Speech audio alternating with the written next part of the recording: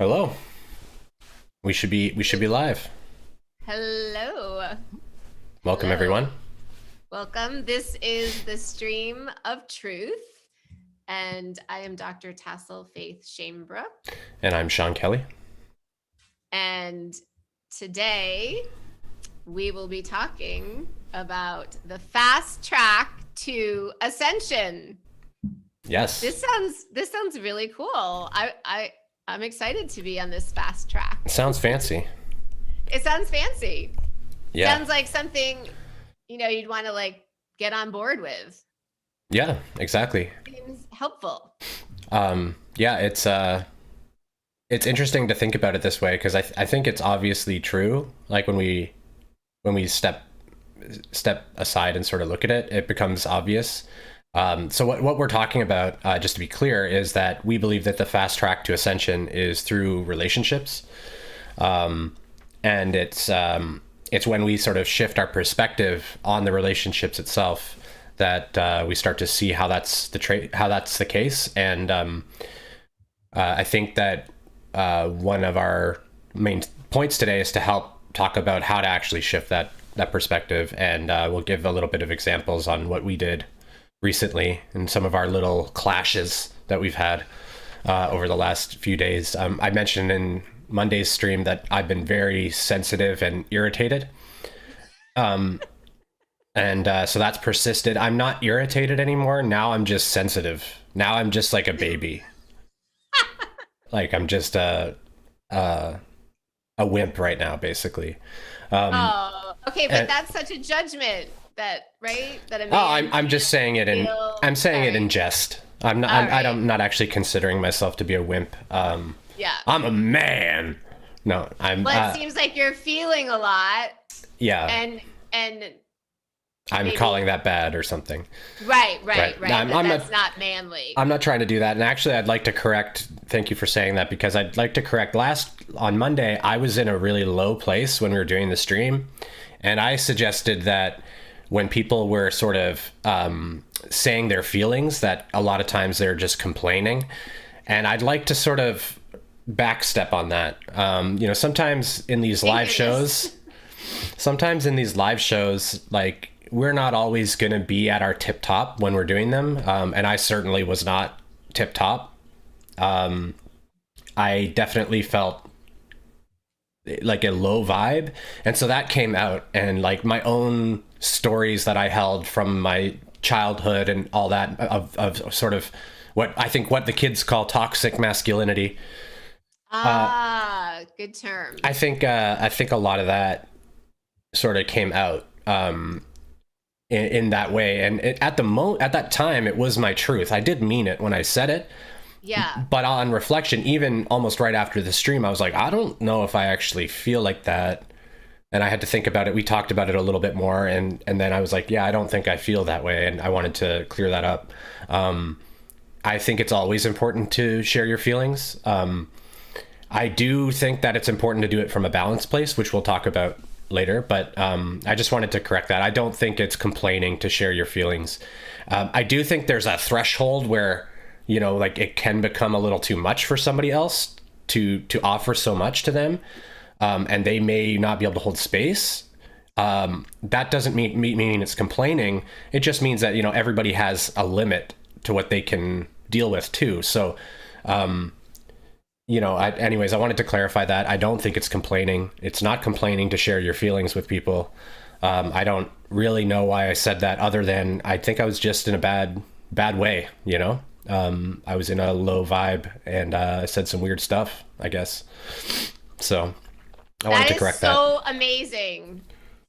I think I just fell deeper in love with you. It kind of goes totally in contrast to everything we've been saying the whole stream, like for the whole 30 whatever episodes we've done. So I think it's obvious if you look at everything I've always said, that I was not myself really in those moments. Good morning, Joe. Good morning. Thank you for showing up. Oh, good morning, Amy. I think it's just so amazing that you did show up to do the stream on Monday, and you were really not feeling great. I did not want to. A lower vibe. You did not want to. And and you still showed up to do it. And I think it's so beautiful for us to say, like, yeah, I maybe wasn't saying exactly what I usually believe, and I was kind of in a low vibe, and that isn't really what it's just great. It's okay. It's okay for us to have those off Totally. moments. I think also, like, that was my fear. That's always been my fear, that when I'm in the low vibe, if I'm not feeling up to snuff or balanced, and I'm talking to people and I'm trying to be a teacher, that I can't properly perform that role when I'm in balance, because I'm going to say something distorted. I know that I'm going to say something confused. I'm almost guaranteed to, because I'm not in a balanced state. And so that's why I always like really resist when I'm not feeling balanced. Yeah. And that's a good example yesterday of that situation. So I don't Monday. Or Monday. Yeah. I don't know if there's a solution to it other than what happened. I do my best, and then, I don't tend to have tons of these times. So no. And to me, at least, a teacher can show what it's like to be human. So for me, at least, that's a beautiful showing. I think that's one of the things we've talked about is a lot of spiritual teachers or any teacher, they tend to try to make sure they show a perfect image all the time. Yes. They tend to try to, like, if you think of Eckhart or any of the people that are out in the community making content, speaking, whatever, they tend to show the side of themselves that is always balanced. And, I don't buy it. I don't really buy it. And the reason I don't buy it is because I've had those feelings of enlightenment and the samadhi experiences, and been able to hold samadhi for days on end and stuff. But there's always wobbles, and I think that some of these teachers sort of deny that aspect of themselves, and they pretend that those don't exist. Whether they truly don't have these wobbles or not, I couldn't say, of course. But I think one of the things that we're trying to do is be a little more real. That's why we called it Stream of Truth. We're trying to be real with things, and it's exactly. And we don't know for sure what other spiritual teachers' experiences are. Exactly. But what we want to show up in is just the full truth of our humanity and our spirituality. And I know for me, as a doctor of psychotherapy, it can feel like there's a lot of pressure for me too, to just present this polished, completely, I have everything figured out. I don't have my own emotional challenges, because I think there's a story that's what a therapist is supposed to be like. And I really want to just break down that story, that I think, are all on this path. There's challenges for all of us. And just that for everyone, we can just embrace. We might not have it all figured out. We might have challenges, and there's nothing wrong there. It doesn't mean anything is wrong. It's more that in a way, I see it when we're out of our comfort zone and we're challenged by something. To me, that is a sign that we're on the track, that we're on the path of expansion. So I see all these things really as good signs when we're challenged by something, because it means when we're challenged, it means we have the opportunity to expand. Anyway. Okay. So I know we kind of got off track there. But we're going to talk about relationship, especially intimate partnership, as a way really to see more fully your own stuff, your own shadow, your own stories, your own feelings. And I just want to start by saying that I think both you and and I'm sure many people listening, I went through quite a long individual dark night of the soul on my own for about, I don't know, So I think it was about 10 years. It's Wow. a really long time before I met you. And so before I met you, I thought at the end of that dark night, when I had cleared so much, I'd seen so much, I'd really come into my power and my sovereignty, I thought, I'm good. I have cleared my shadow. I am in my power.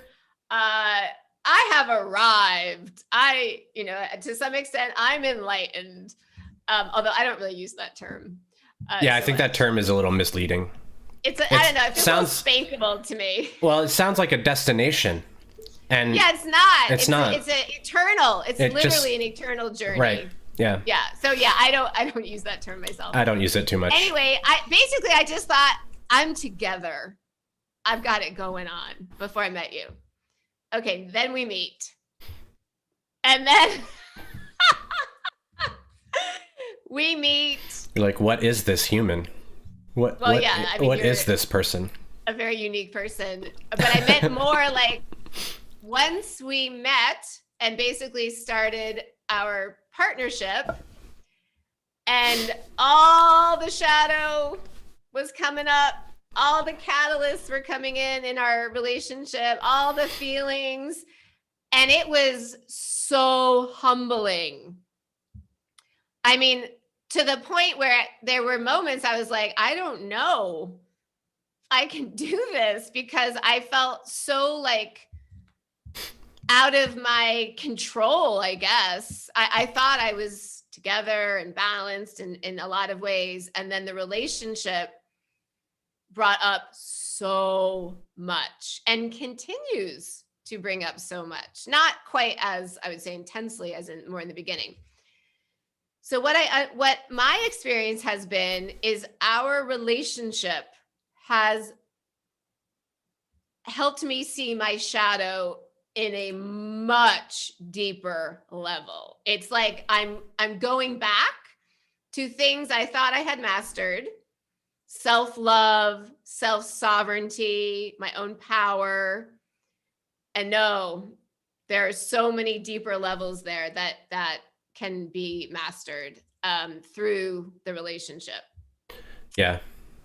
I just find it almost like shocking how much deeper I have been invited to go because of the relationship.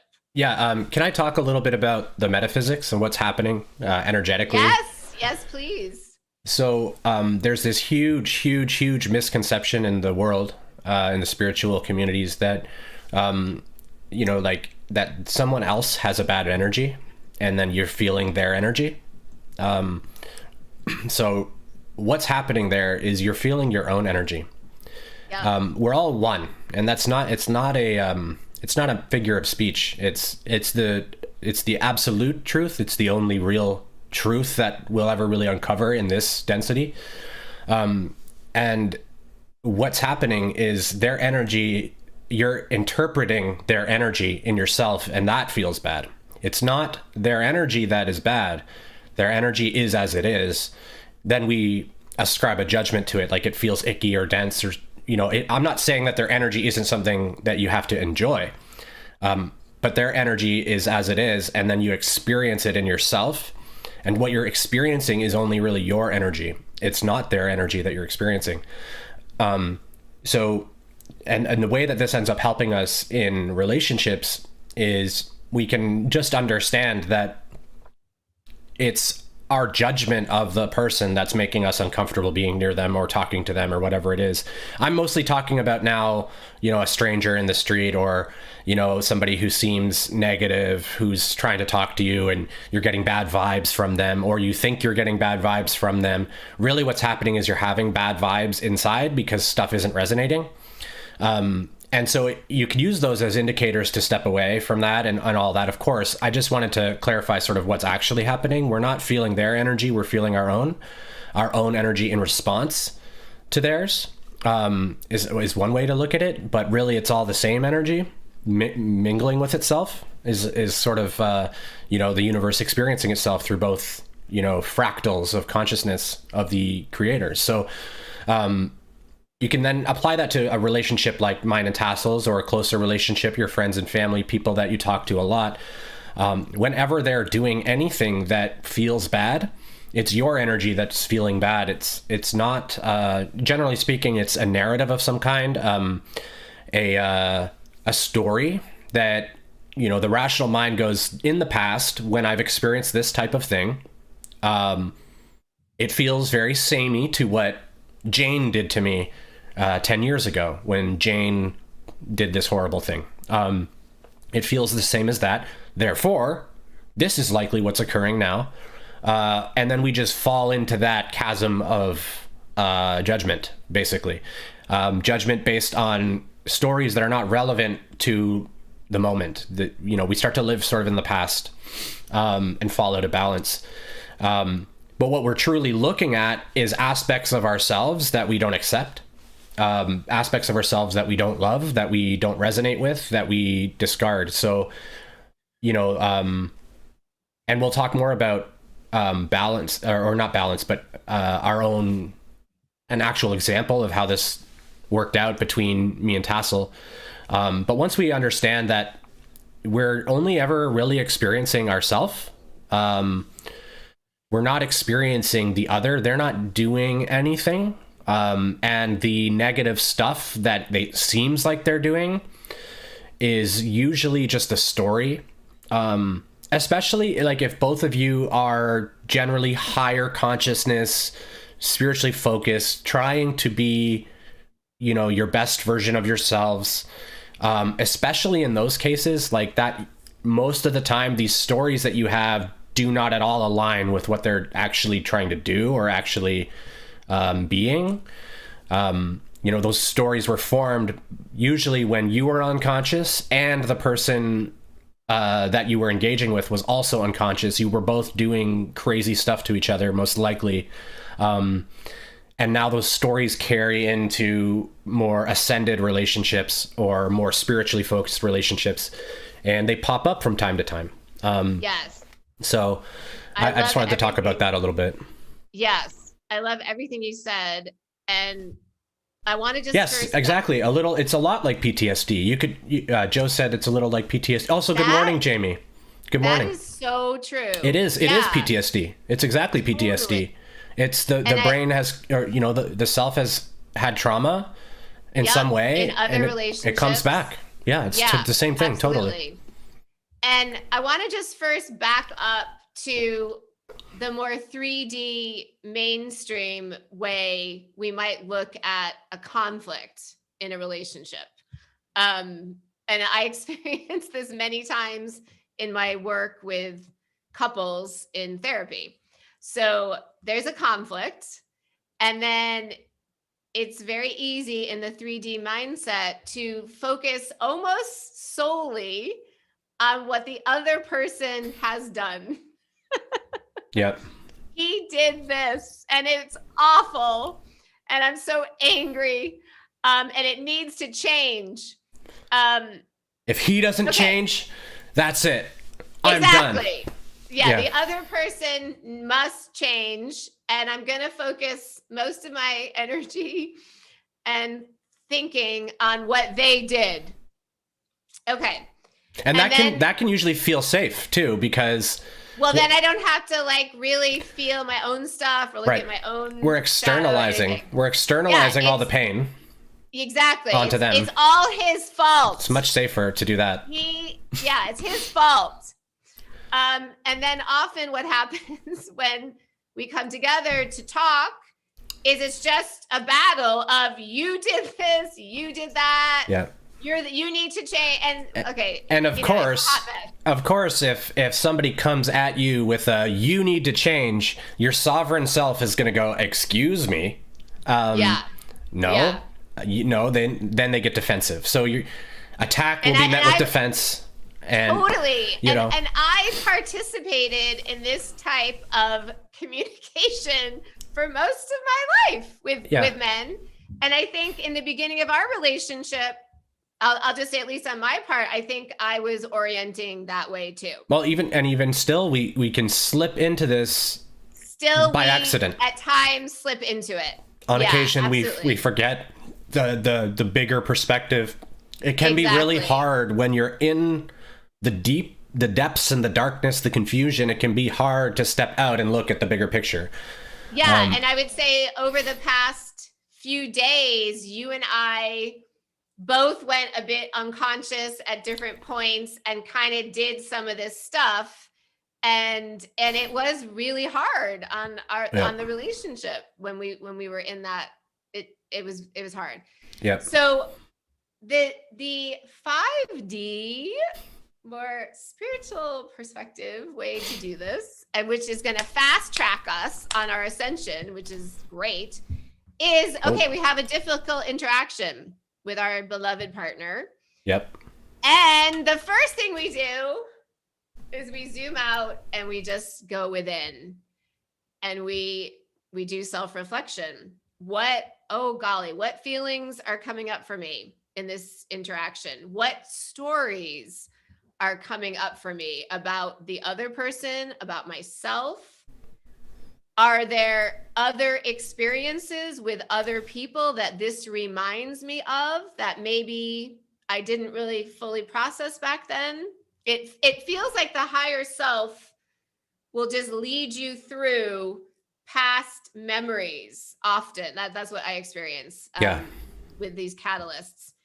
And then, okay, this is the really hard part. Can I just sit in myself and feel all my feelings about what just happened? Can I just go there? I think maybe I need.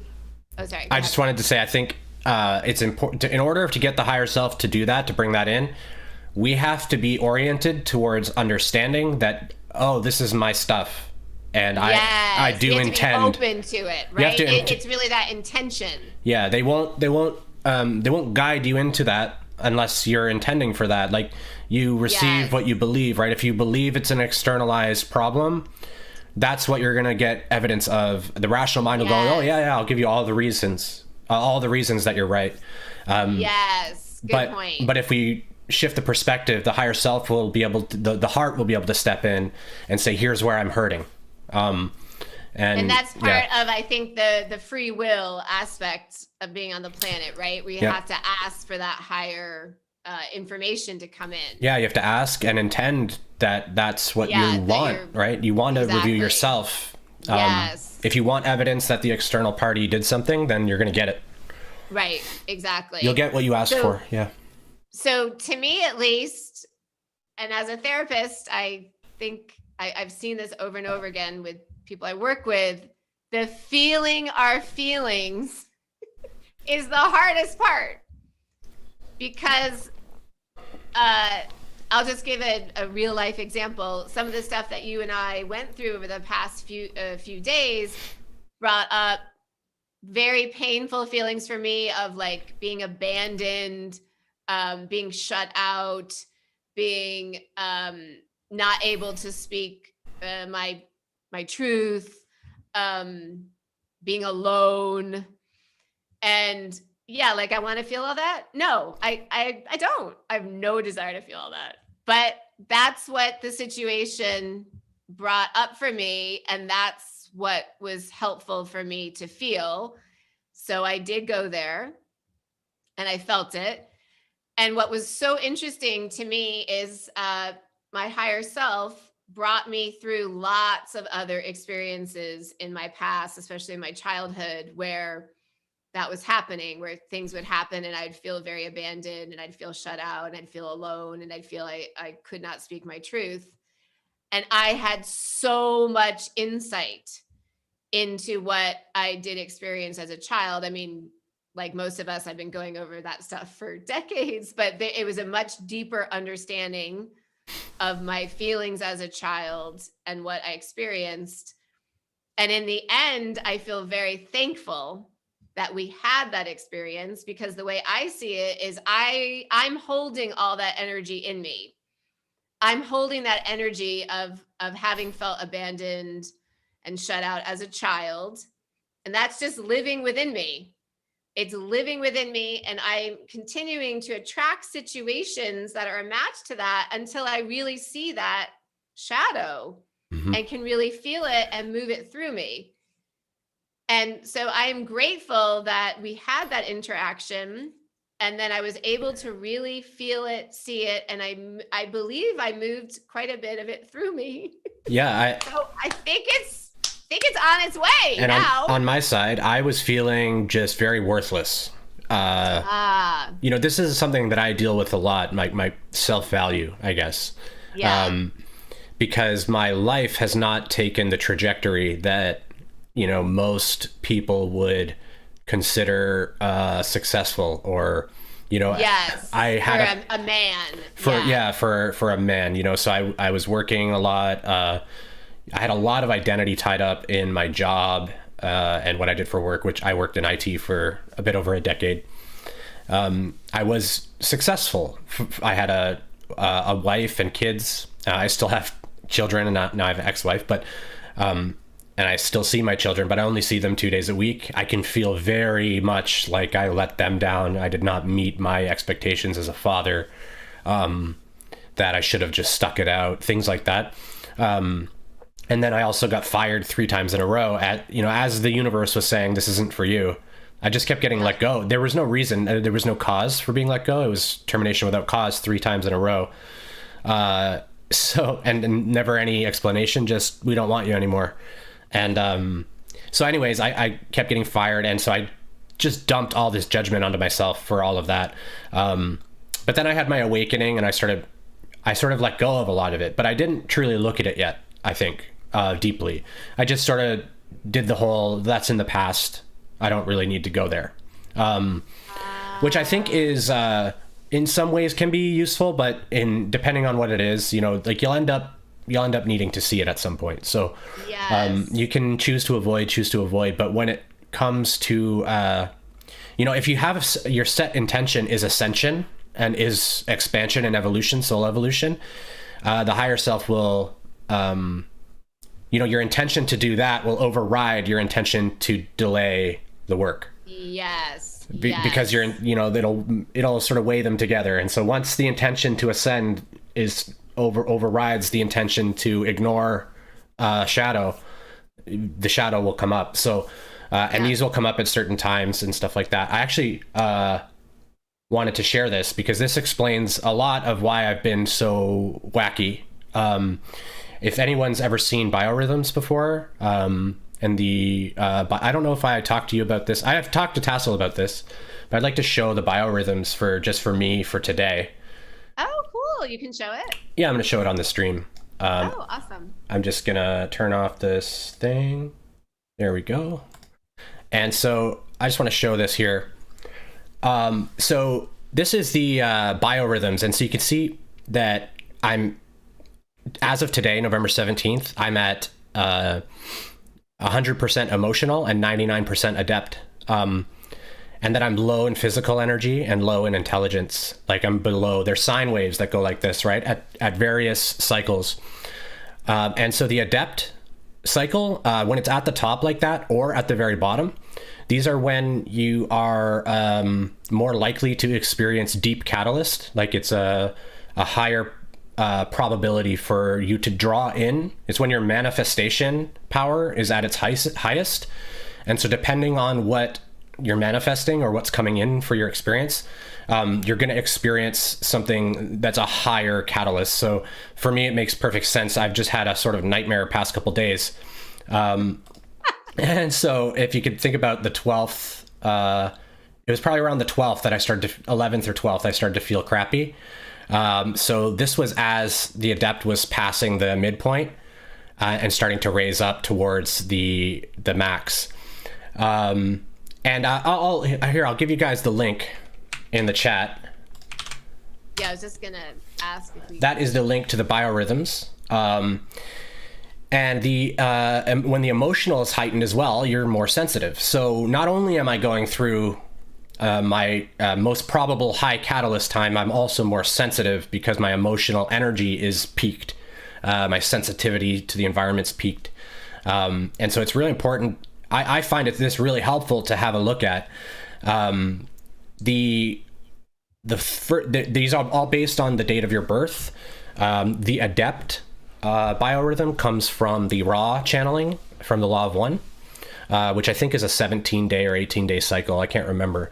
But basically, they're all sine waves. They go up and down, and it ends up showing us what we could be experiencing. It's probabilities. But it explains why I've been sleeping and with a headache for a while. My physical energy is low. My intelligence is low. This is sort of like cognitive processing capabilities, stuff like that. But yeah, I'll take that off the screen, come back to Tassel now. I think this is really wonderful for us as individuals to each explore anything that we think could be helpful to understand our certain state. So for you, this is very helpful. And then I think so much of what we talk about relationally is to share with your partner what is going on for you so that they have a heads up. Yeah. And then for each of us to be very curious about what could be going on for our partner or what they're experiencing in general. And I want to share that last night, you and I were texting and you shared that you were going through some kind of like unworthy territory, unworthy feelings. Yep.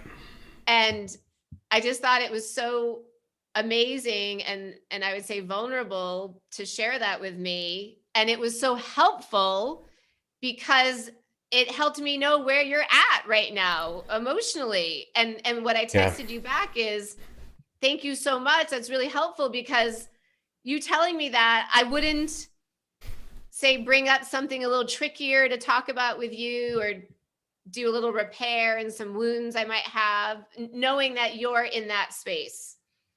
So when we share what's going on with each other emotionally, then we know what's happening and we can support each other. Totally. And I should say, like, my default is not to share because I know in the past, sharing anything would just get me in trouble. So I just wouldn't do it. And me too. Sharing my truth about things would often be really difficult. So it's interesting we both have that. And then what I want to say about this curiosity piece is, okay, if there is a conflict and you've done your inner work and you maybe have had your insights and your higher self has taken you through like a really cool process, you may then decide, okay, I still do want to talk about some stuff with my partner about what happened. If it was very, very tricky and there might be some wounding there. And we did this video on the Imago dialogue. We did 2 videos. And to me, at least, this has been so helpful in our relationship. And the Imago dialogue is really, it's such common sense. It's really just active listening. So one person talks about usually mostly I statements, like I experienced this, I felt this, I had this response when this happened. So it's, pretty much just talking about your own experience. The other person listens, just listens, only listens. And then when the first person is finished, the second person just repeats back, and this phrase, what I heard you say, this has been very transformational for me to hear you say this. What I heard you say is, and then there's a validation step and an empathy step. And what I want to say about this is there isn't necessarily a conversation about like, can you change this behavior? Yeah, that's what I wanted to get at, actually, is a lot of times we have this idea that the way that another person's being is something that we need to change. Yes. But really, what we should try to look at it a little differently is learn how to accept that that's how they are. Make sure we have clarity on what they're actually doing. So make sure we're not creating a narrative and all that first. But once we understand how they are, if we have difficulty accepting that, them changing isn't generally the way to go about it.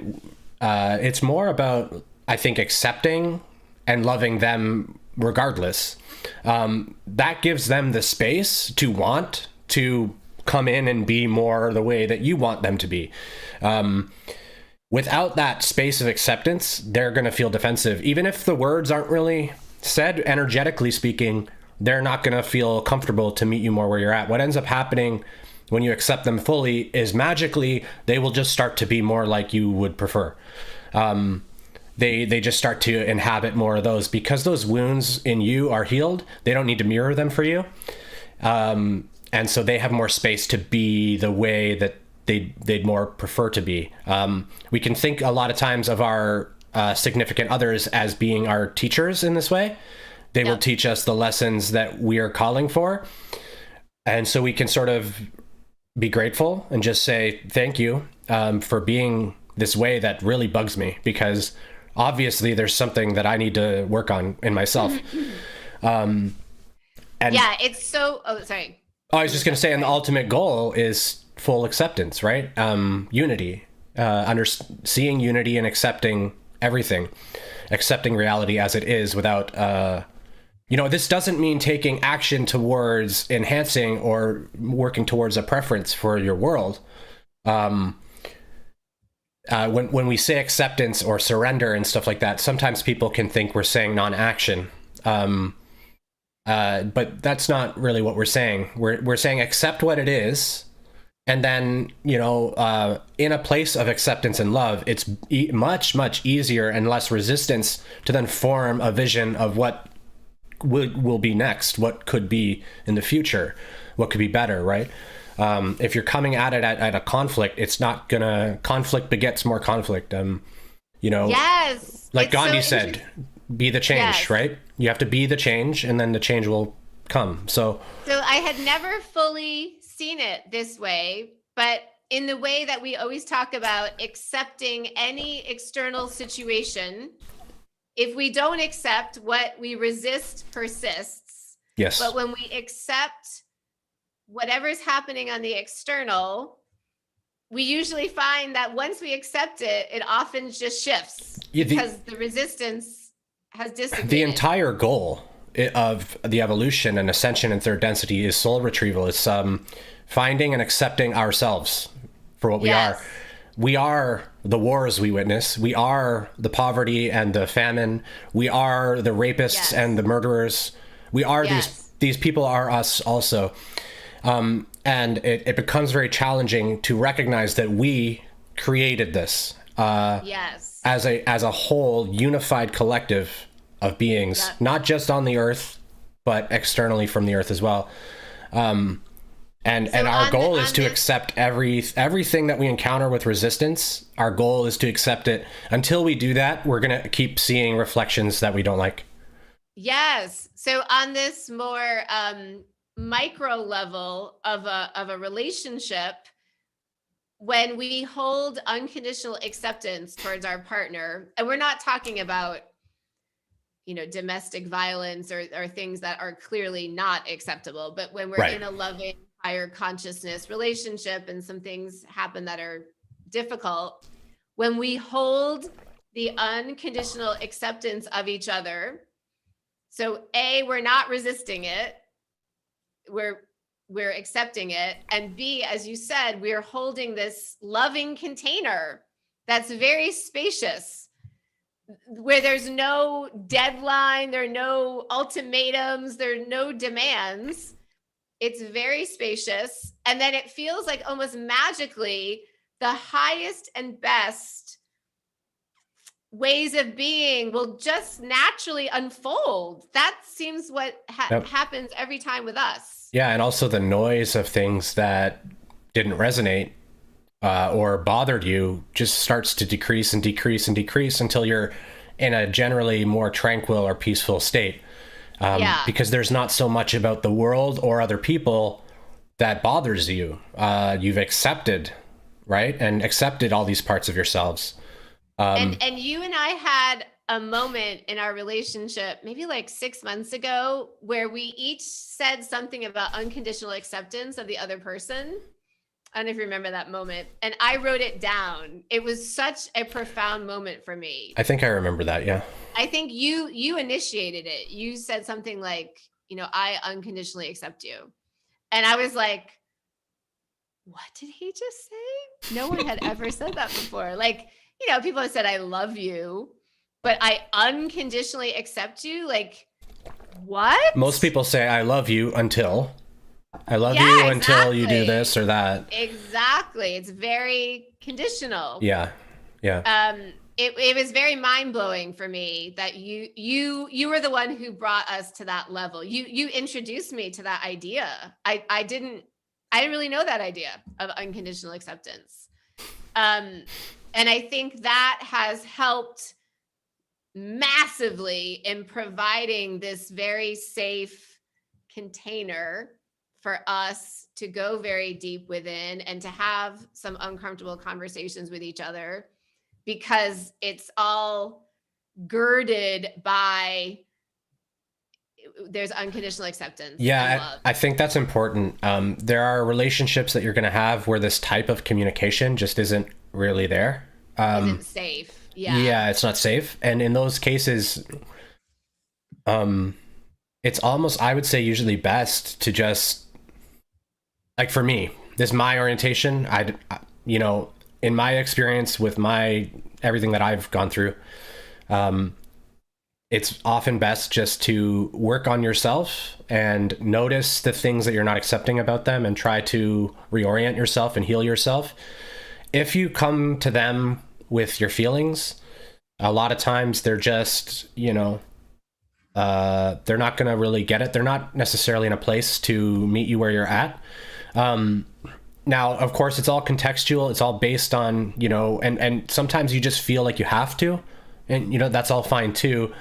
I guess all I'm saying is if there's not a baseline of trust and acceptance, then you're kind of going into perhaps a bit of a minefield, and just to be wary that the person may respond with lots of defensiveness and things like that. Try not to take that stuff personally. If you do decide that you need to express something, just realize they could get defensive. They could get, they may not be they're not coming from the place that you're coming from necessarily. And just give them that space to be able to be that way as well. And we can hold an intention to be in a relationship that is unconditionally accepting. And when we hold that intention, the relationship we're in may shift or it may fall away, and to give room for that unconditionally accepting relationship. So if that's not your current reality, that's okay. You can just hold that intention, and over time that will come in. And I'd like to say too that you can't have a unconditionally accepting relationship until you're at a place where you can grasp at the idea of unconditionally accepting another person. So you have to go through some of the mud a little bit with self-acceptance, because remember, when you're not accepting someone else, you're really just not accepting yourself. So you have to learn how to accept yourself to a certain degree before you're going to attract anybody that will meet you there. So there's work that has to be done, and we can get impatient and be like, why will no one accept me? Well, you don't accept yourself yet, generally. So there's a lot of work that has to be done first to then have someone that will come in and meet you where you're at. What you're seeing reflected is people meeting you where you're at, and where you're at maybe isn't where you want to be right now. Totally. But like Tassel said, if you hold the intention, try to be loving, try to accept others. Obviously, like Tassel said, we're not talking about like abuse and stuff. When you're in situations that are dangerous and, abusive, these aren't things, you can try to hold a peace in those and stay. You can do that. There are ways to heal these people and to work with them and accept them and end up transforming with them. But that is not something I'd recommend. It's not something, but ultimately they are people in pain. And there is an opportunity to be of service to them. Yes, and we can hold compassion and envision them in their highest and best, right. and not interact with them intimately. Yeah, I guess my point there is just to really use your own discernment and just follow. If your heart says that I can stay and I can help this person, and and it's not, or it's not so bad that you can't handle it, or that you've learned how to accept yourself and how to they'll usually start to shift a bit. But I don't want to suggest you should stay or anything, or I'm never suggesting you should do anything. What I'm trying to suggest is follow your heart. If it feels really bad and like it doesn't feel like something you can handle, leave. Because if you're oriented to offering that service to that type of person in this really challenging situation, most likely it's going to feel good to stay. It's not going to feel horrible. Like, it's not going to feel disastrous and scary and stuff, because most likely you're in a really high state of peace already. It's not likely that you'll even be in that type of relationship anyways if you're in that type of state. So almost always the right course of action is probably to leave those types of situations. And I think what we're saying here is just follow your own guidance. Yeah. And a prayer I love to say is just, Spirit, please show me the way for my highest and best path, and for the highest and best path for all, and you will be shown. Yeah. And I want to say your point is really great, that when we set any type of intention, so if we're setting an intention that I want to be in an unconditionally accepting mutual relationship, Spirit will take us through all the steps, all the initiations that we need to go through to get there. And you made the beautiful point that we will not attract someone who will unconditionally accept us until we unconditionally accept ourselves. And you and I met, I think, after this period of just deep inner work for you, deep inner work for me. And I don't think we would have met, nor would we have broached this level of unconditional acceptance had we not first unconditionally accepted ourselves. And not to say that we're perfect at it. We're not. Yeah. What would happen? What happens? This is what happens when people unconditionally accept themselves. The other person sees them as a narcissist usually. This ends up being an expression of their sovereignty that's just very off-putting. They won't bend to be like, they won't just bend when the other person comes at them with a bit of a, I don't really like this about what you're doing. The sovereign one will just go, that's okay. You don't have to like it. This is how I am. And that can just be like, wow, they're selfish. That's what ends up happening. So the relationships don't work because the one who's sovereign and self-accepting just does as they do. And then the other one who doesn't fully accept themselves yet just gets triggered and triggered and triggered.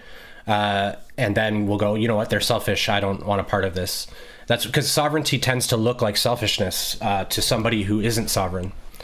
And in my I think experience. It's interesting because when you and I first came together, I think we were both super into our own sovereignty, which is very healthy. And at the same time, there is a harmony within the relationship that needs to develop. So we've talked about this a lot. It's super interesting to balance that and sort of build the infrastructure for that of two sovereign beings coming together to be in a harmonious relationship. And I think a lot of what you and I are doing at times is just figuring that out. Yeah. What ends up happening too is where you guys are different and causing a conflict. What tends to happen is you both tend to accept and come together in love and in a harmony. And what ends up happening is both of you want to rearrange a little bit so that both feel more at peace with it. because you've worked through it.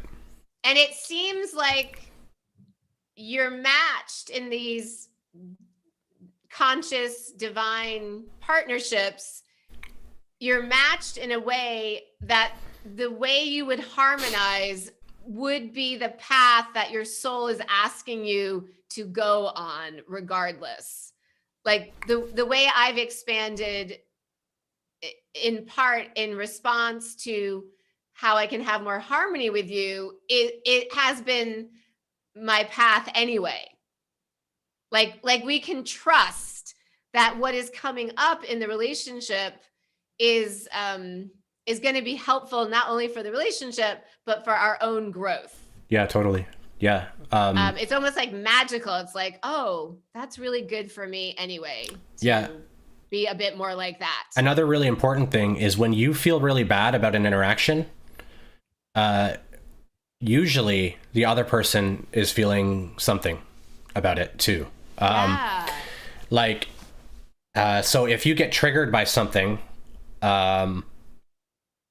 this is usually an indicator that the other person is about to be triggered too. If they haven't already been triggered or upset by something, you're about to do it. So, once you start to feel bad, you can realize that, oh, this might be a thing. And if you can approach it with some presence of mind, I think you can probably navigate it a little smoother. It's difficult to do, so I don't do this well.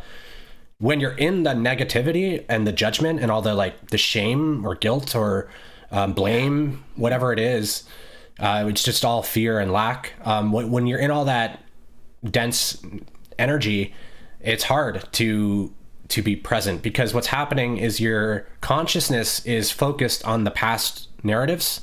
Yep. So you're not present. You're the opposite of present. So to come back to your presence is not always the easiest thing to do. Yes. But that's part of what we're trying to learn, is how to get imbalanced and then come back to balance. And we do that over and over and over until eventually we are experts. And part of the reason why this is a fast track to ascension is because of what you just said. When we're on our own, it's easier to maintain our balance. Mm-hmm. When we're not interacting very intimately with someone we deeply love and care about, and we want it to work out, it is a whole nother level of presence and mastery when we get triggered by someone we really love and really care about, to come back to that place of balance, as quickly as we can. Right. And that has just, it's been for me very humbling. Yeah. I do want to say sometimes it's appropriate for somebody to go a little hermit mode, a little, absolutely, take just a step back and give yourself a minute to figure out what's even going on. Absolutely. We can feel pressure. You're very good at sort of knowing when you need to do that, to take that time out to process on your own. That is, it's just a little time out, right? As a kid, we have our time out. We feel all this pressure to resolve it as quickly as possible. Yes. But usually when we're in that energy, we're already negative about things, and it tends to be more hindering, I find, to the resolution, because both people are not really balanced. Nobody's looking at things properly. Everyone's a little confused, or at least one is confused. If one person's confused, then the whole thing's not going to really work anyway. So whether it's you or your partner or both of you that are imbalanced, usually it's best to just take a step back. Sometimes it only has to be 5 minutes. But sometimes, yesterday, I don't think I didn't call you or anything. I had a headache. I still have a headache, a migraine type thing. It's not as bad today. It's lingering, but I was in bed all day. I didn't really talk that much. I didn't really go on my phone. I probably spent 5 or 10 minutes on my phone tops. And I just didn't really talk. And I wasn't in the space to talk. I also had the headache, but emotionally I was just raw. I wasn't able to handle people at all, really. and I was just like crying all day and like in my bed and just feeling very sorry for myself, more or less. And so in that state, I'm aware that when I come to others with this state I'm in, no matter what they say or do or what's going on, I'm going to get hurt or offended, or I'm going to say something hurtful. I'm going to say things I don't truly believe. So like just being self-aware of like where you're at, and then and how you express when you're in those states can be really helpful. Yeah.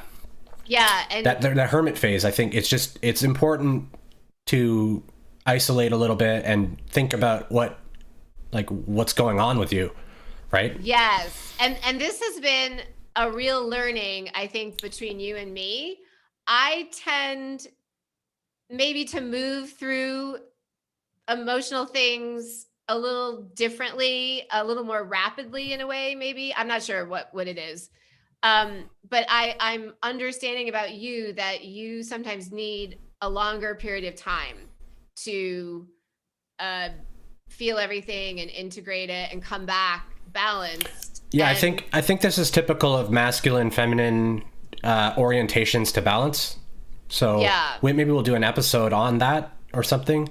yeah. But the masculine approach to balancing tends to be wisdom approach, Okay. and then the feminine tends to be feeling. And so because you're so feeling, Yeah. that's the quicker. It's more potent. It could be said to be more challenging, but it's usually quicker than the masculine way, which is sort of like finding the logical or the issues with the orientation cognitively, and then readjusting it in the subconscious. So it's a bit Oh, yeah. a little different methods to get to the same place. Yeah. Cause for me, if I just go into the feelings, cry it out, I can be done really quickly. Yeah, I don't know how to do that really. Yeah. Like I don't know how to. The feelings come in. I don't really know what's going on. It's not clear to me why I feel the way I feel, things like that. Yeah. So the only approach that I know is to notice where I'm confused. And I wonder if that in part is from this socialization process that boys in particular go through of not being allowed to feel their feelings. And so that process almost needs to be reawakened. I think it contributes. Yeah, it contributes a lot to repressing the divine feminine energies within, not knowing how to really work with the divine feminine energy as a man. Right. And even in the beginning of the stream, you were saying that you felt a little bit wimpy or like a baby because you were feeling so much. And in the more toxic masculinity, that's not really I was accepted. mostly just joking. I don't actually think of myself like that, but I think it's like maybe the more you go through these experiences and just work that muscle of feeling. yeah, totally. It totally. But I just everybody has a unique balance between. So they have a unique balance of how much they'll use divine feminine regardless of the social programming, but totally the social complex programming and the experiential stuff that you grew up with sets, blockages really in how they access divine feminine or masculine. It happens the same way. So like a lot of women, due to the patriarchy, have sort of rejected their feminine energies in a lot of ways and embodied more masculine energies. So a lot of that stuff happens. But when it comes to the balancing, it usually we have like a sort of default or a bias as an entity, as a soul or higher self. We have a bias that we've usually stamped on that soul. Like, so as that soul is coming into incarnation, that soul is going to be, it's going to be a balanced, 30-70 or something. Divine feminine, divine masculine. As far as different areas. So you can imagine all these various thousands of categories of self, of consciousness that are stamped with these different balances of masculine, feminine energies. That's sort of the template that gets laid on us. And then we have a template, and then we have a more true orientation that we start to migrate to. Yeah. And so part of what I'm learning is, how to feel the feelings. Like I don't know what they are really. I don't fully, my own emotion. I'm very intuitive. Like I can pick up a lot of stuff. I can hear a lot of things. I can channel. So I'm in touch with divine feminine in a lot of ways, because all of that intuition is very strong in me. But when it comes to my own interpretation of my emotion, I get confused at where it's coming from. I can't seem to notice like why that's coming, or why I feel.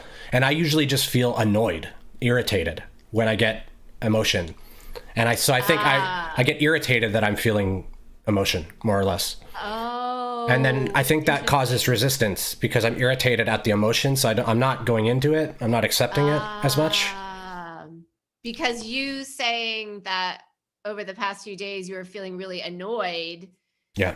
Maybe what was happening is just some different emotions were coming up. Yeah. I'm just annoyed that I'm feeling a bunch of weird stuff. Yeah. And then that's like preventing you from really actually getting at the feelings that would just clear. Yeah. And one of the steps that I'm aware of as a therapist to sort of start brokering more of a deeper relationship with the feelings is just even naming them, just even being able to name a feeling that's coming up. Like, oh, I think, okay, this is annoyance. Oh, maybe there's unworthiness there. Maybe there's some grief there. It usually, first step. It usually ends up, I usually do end up getting through it and noticing that it's this or that. But what ends up happening for me is, like you said, it's a little longer, a little more drawn out. So like, I didn't understand that I was dealing with unworthiness within myself and like my self-value, self-love, until like a couple days really went by of this funk, right? So at first I was like, oh, I'm irritated, I'm annoyed, I don't know what's going on, I feel sensitive and angry. Right. But really I'm just angry because I'm feeling sensitive and feeling all these emotions and feeling bad about myself. So I wasn't annoyed about, my emotion was not that annoyance. My emotion was, like self-loathing. And then just discomfort with the stuff that was coming up. Yeah, I was uncomfortable and I was frustrated that I was thrust into this. It came out of nowhere. I had no warning to it.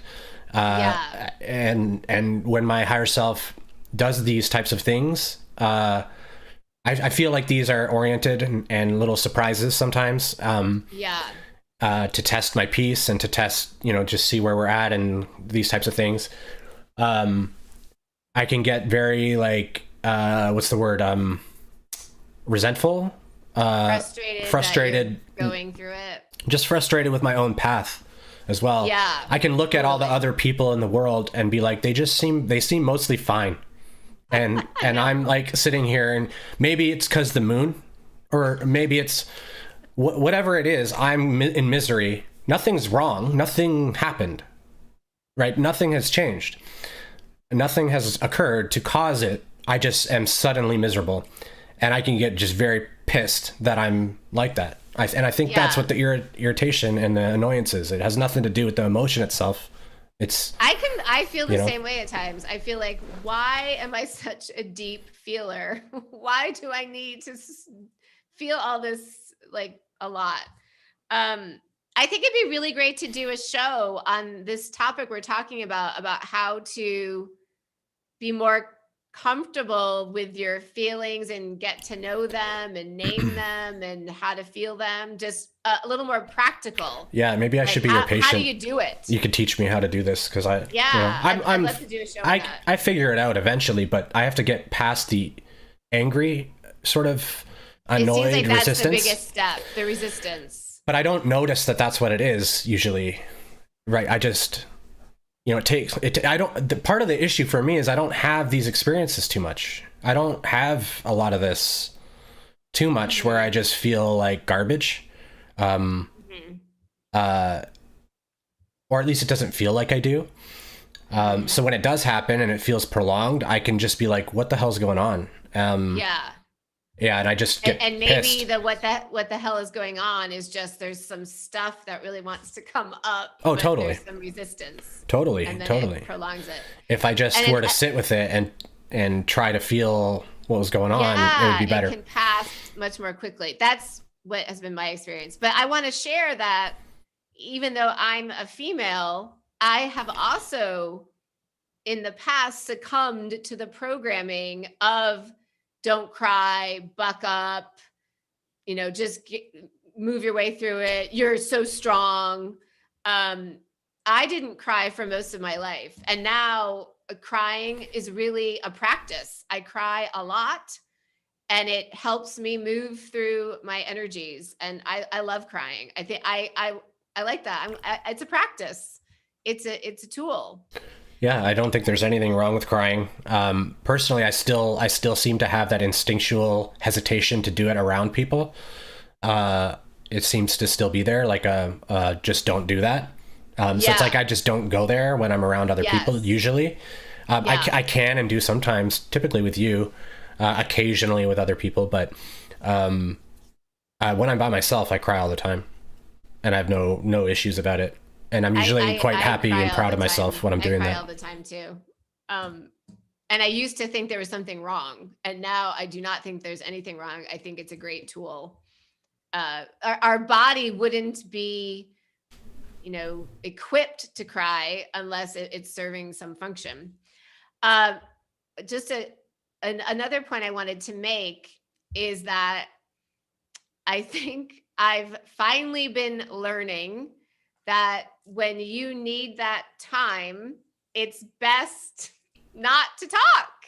It's best to give space. And what I understand about myself, I don't really love labels, but I think from my childhood, I can tend to be more anxiously attached because I experienced a lot of abandonment as a child. So when you need time and you're withdrawing and you may have shut down a bit towards me, that's what the hard part is, honestly. It's actually not that it's not that you need space. It's when it feels like there's been some disconnect between us. Like if it's like, I love you. You're amazing. I love our relationship. I just need to take some time right now. I'll be back. I think that's much easier. But if there's withdraw and it feels like we're also disconnected, my anxious attachment and my abandonment experiences just start rearing up, and it's difficult. But at the same time, that's what I'm supposed to feel there. I'm supposed to feel into that energy that still lives within me. Well, So I it's think all also, perfect. you're pretty active, and like, so probably the draw is to like, I can do something to fix this right now. Yeah, Right. that's what my thinking mind wants. I It's would like like, to oh, we resolve can it. talk this out. We can Yeah. we can come together and yeah, again, it's just accepting. It's going with the flow. That's not what's happening right And now. I'll And just, yeah. And I'll just share for me, like, it's hard for me to be sentimental and positive when I'm in a negative state because yes. I'm not feeling that way. Yes. Right. I'm not feeling like I love the relationship in this moment. I'm not feeling like I love what we're doing or what's happening here. I'm not Yes. feeling present, patient, or any of these things. So to say those things to me feels like a lie. So Yes. I will just sit quietly, and you're like, why are you withdrawing? And I'm like, I don't, I don't know what to say. Right. So Yes. it's hard for me to, because although those things are true, I'm not feeling them in that moment. And so to say them in that moment feels dishonest, I Yeah. think, is why I don't say it, because I'm so concerned with trying to speak truthfully that I just don't allow myself, even though I know that this moment's temporary. That's why I also don't say the other things that I might be feeling, some of the things that are pissing me off or I'm upset about something. I don't say those either because I know those also aren't really true. So yeah, I think it's hard for me to then help you feel comfortable with giving me space. But it's something that I can try to do better as well. So Yeah, it's just super, the whole thing is very interesting. yeah, I seem to do better with space. You do better coming together. Yeah. Is how it seems.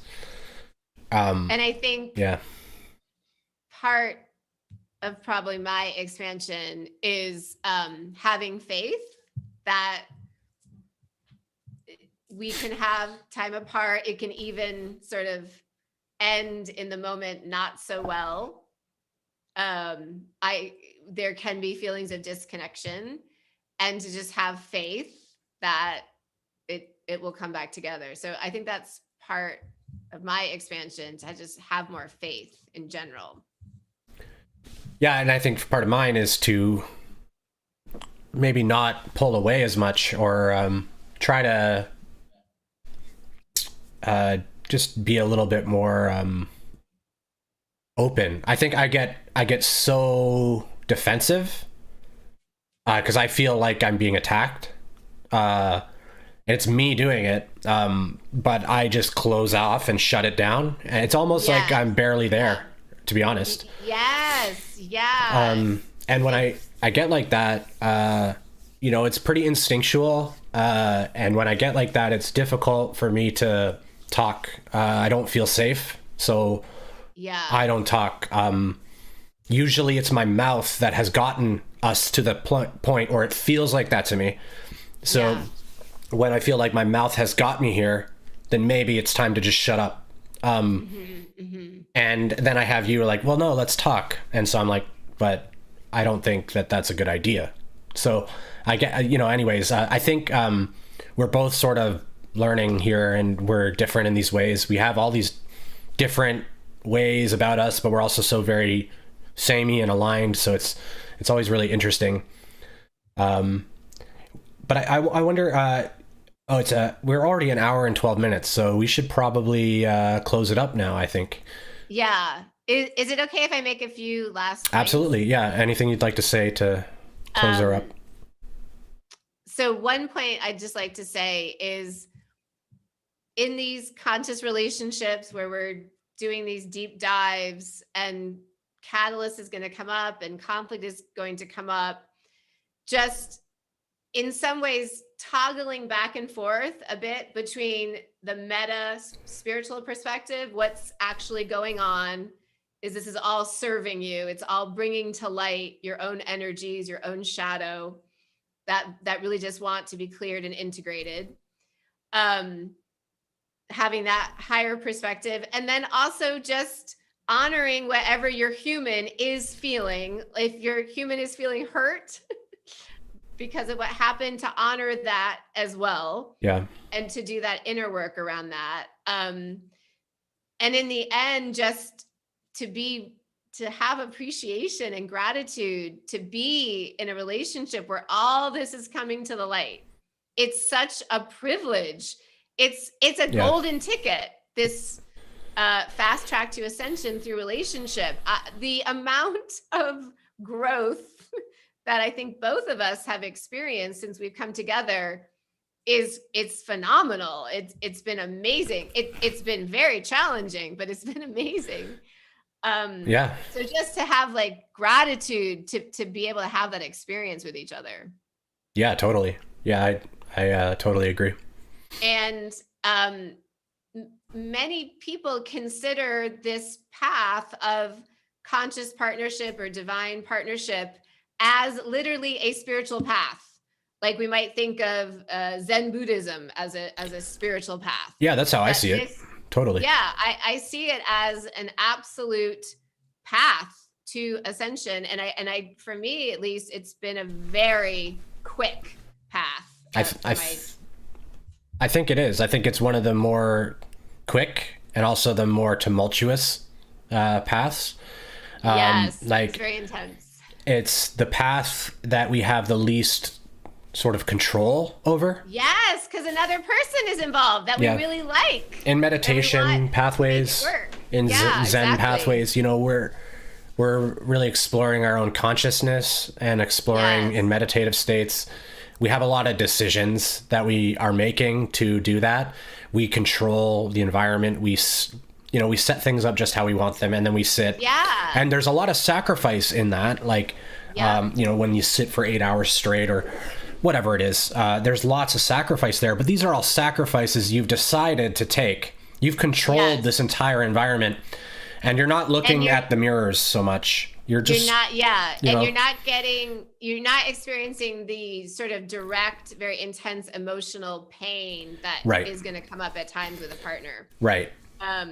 It's intense. And both are valid ways. Both are great. Both are great. And probably in different lifetimes, we're doing different ones. Paths. Totally. And the last thing I'll say is that from the relationship with you, I have been able to reach a much deeper level of self-love and self-sovereignty. Much, much deeper. Because to hold self-love and self-sovereignty in a relationship where those things are they're tested more, basically.